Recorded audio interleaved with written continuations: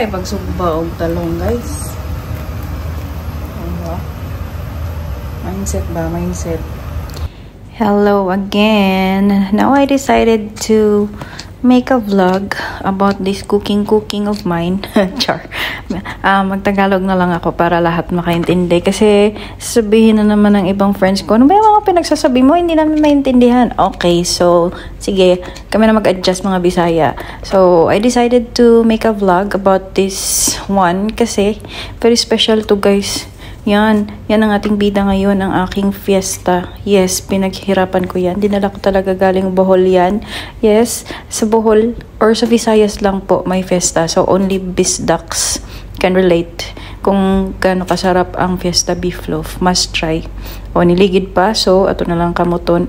Bisaya man di ay Tagalog pala. Ayan, ganyan lang. Dapat slice.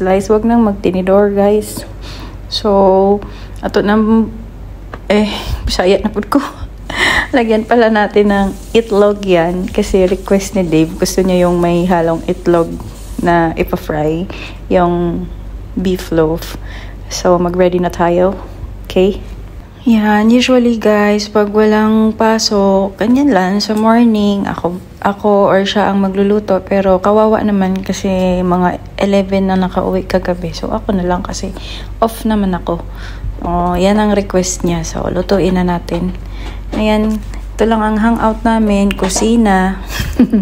Kusina, bahay, sala. Ganon, pag walang gala. Medyo ngayon hindi na kami gumagala. Para tipid din. Tsaka mainit sa labas. Luto-luto na lang. Mas makakatipid pa kaysa sa labas, diba? Yun. Mag-ready muna tayo ng aking mga kailangang gamitin. Ayan. Si Madam at medyo gutom na rin kasi brunch na namin yan. At syempre dagdagan na lang din natin ng talong para may partner naman yung beef loaf natin. Wala kaming pang grill ng talong, so syempre para-paraan, di ba? Yun, pinakita ko na kung paano i-grill yung talong. Tsaka ayan, kumuha ng itlog. Lagyan natin ng itlog yung ating beef loaf para mas masarap. Okay. Dalawang itlog pwede na. Hindi ko na nilagyan ng kung ano-ano pang pampalasa muna. Kasi syempre, maalat na yung beef loaf. Ito, nanggigil pa.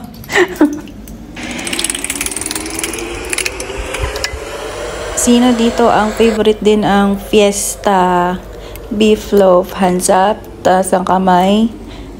Mag-react. Put comment. Or emojis, whatever. Like, heart. Diba? Sarap kaya to. Yung mga Tagalog na hindi pa nakatikim nito, pagka may friends kayo na galing Visayas, magpabili kayo. Promise, masarap. Yan, lutuin na natin siya. At nang makita ang finished product. Hoy, fiesta, baka naman. May mga makarinig dyan. Baka naman, pwede namang magpadala dito or kahit sa Pilipinas. Itago ko na lang. Dalhin ko next uwi. Yan, painitin muna natin syempre yung mantika, guys. Mahirap magprito ng hindi pa masyadong mainit yung mantika kasi matalsik yan. Naku po. That's my fear. Sayang yung skincare, matalsikan lang, no? Yan, ready na siya. Medyo okay na yan. Hindi na siya matalsik. Pero palayo gihapon ta. Palayo pa rin kasi, naku, hirap na. Yan, sarap naman. Nagutom na ako, ang bango. Kung maamoy nyo lang, as in, nakakagutom. Sarap. Diba? Tingnan nyo. Paikag ko. Then, while frying the beef loaf, syempre, balatan na natin yung sinugba na talong. Ano yung sinugba sa Tagalog, guys? Basta grilled na talong. Doon ko lang sa burner grinil yan kasi syempre, para-paraan ba? Ayoko kasi yung parang ini-steam or yung boil saglit. Ayoko yun.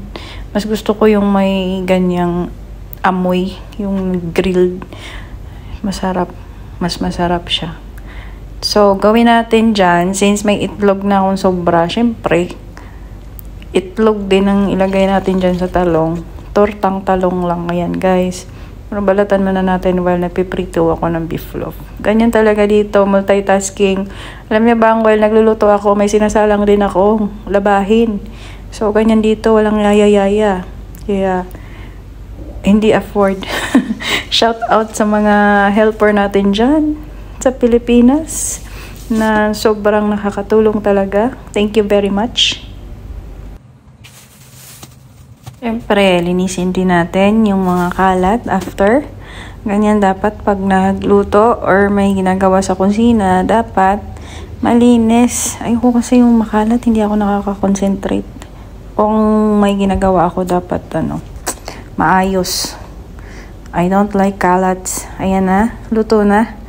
And let's fry the next batch of beef loaf para matapos na to at fry na natin yung ating tortang talong later.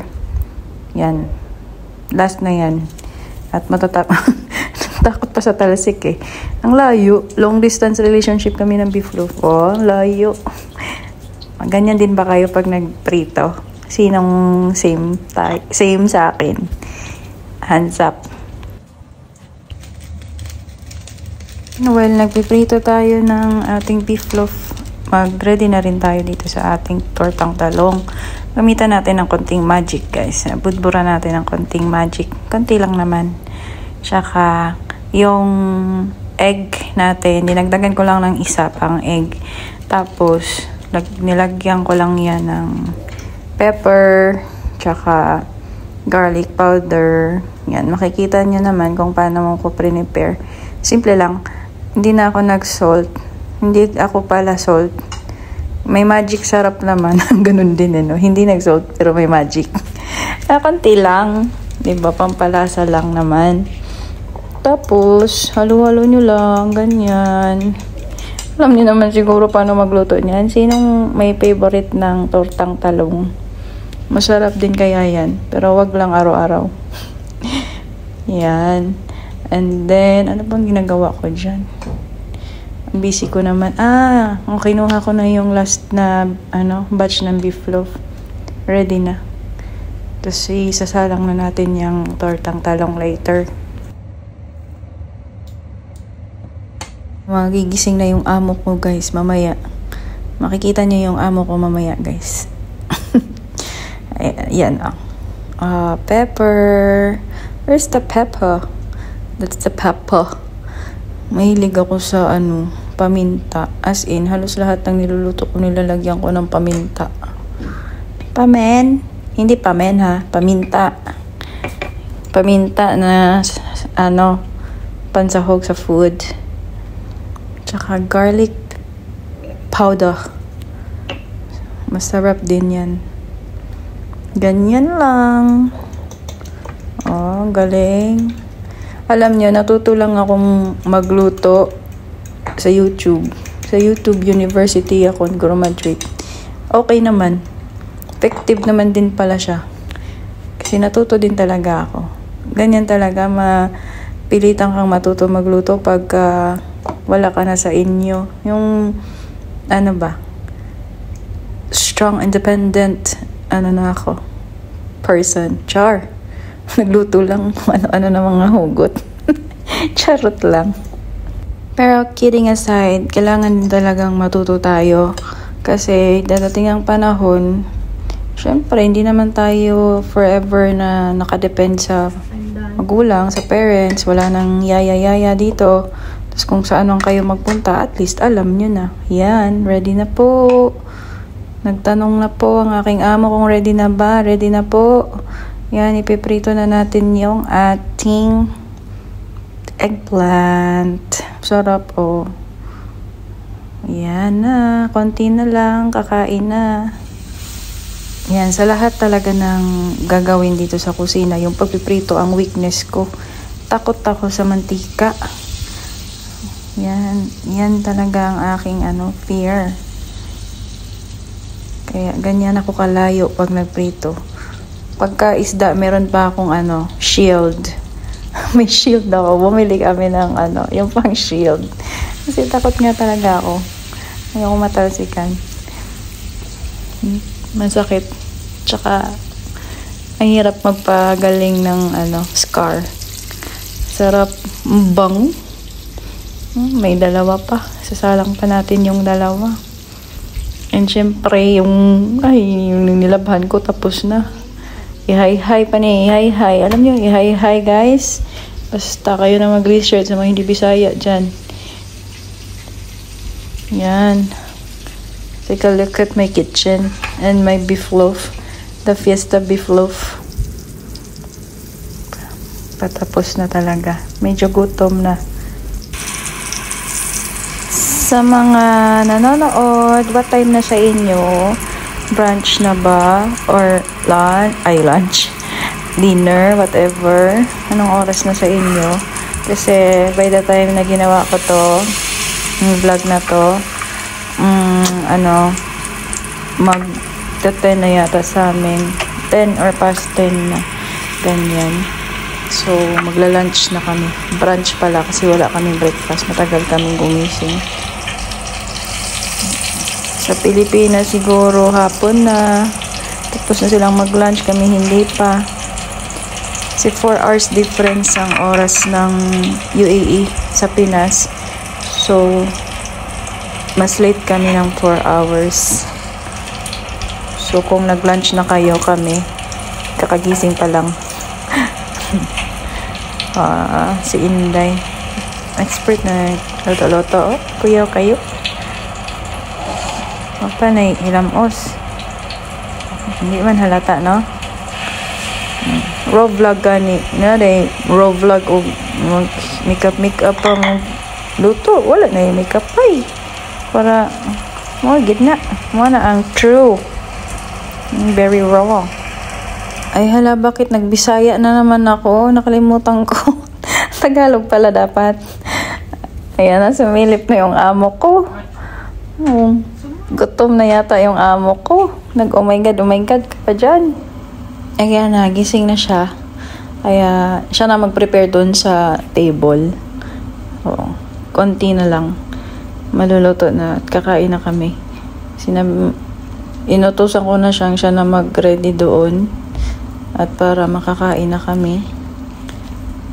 Mag-take pa yan siya ng gamot niya. Kaya, yan, tapos na. Ay, napagod. Kawawa naman. Pawis yarn. Napagod. So, while mag-prepare din muna ako ng aking, rice. That is couscous. Anyone of you knows couscous? That is a rice alternative. Para siyang mais. Tapos, nakita ko lang actually yan sa vlog. Yan ang ginagamit niyang rice alternative. Mas mura siya kaysa sa shirataki. So, trinay ko din. 1 cup of couscous and then 1 cup of boiling water. Hindi mo na siya isasaing. Leave mo lang siya around ilang minutes lang. Tapos, after that, check mo kung mag-dry na siya. Yan, okay na. So, tingnan nyo. Boiling water. Tapos, ihalo nyo lang. Pwede nyo lagyan ng, salt. Kung gusto nyo, ako wala. Plain lang. Tapos, i-leave lang natin for mga few minutes. Check natin later. Taran! After few minutes later, ayan na. Para lang siyang mais, guys. Kung mahilig sa mais, carry nyo ang lasa nito. Sarap, hindi masyado. Pero mas healthy naman, 'di ba? Kasi puro prito yung kakainin nating ulam ngayon. So medyo wag muna tayong mag-white rice. Yan na lang muna. Okay. Ayan na, kakain na kami. Naka-ready na. Ready na po.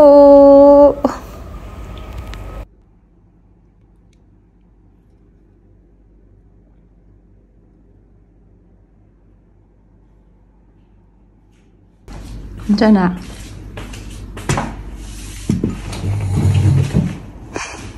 May tingog-tingog. Ikaw mo tingog ng vlog. Punta ka linggo pa yung mag-vlog. This is the raw vlog. Maligo pa daan og mag-vlog. Siyempre. Say hi to my vlog.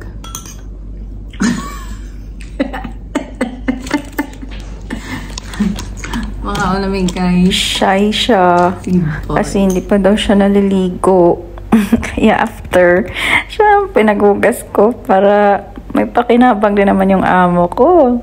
Tulog-tulog ka lang, ako nagluto. Siyempre, ikaw naman maghugas. So, ayan, that's it. Bye!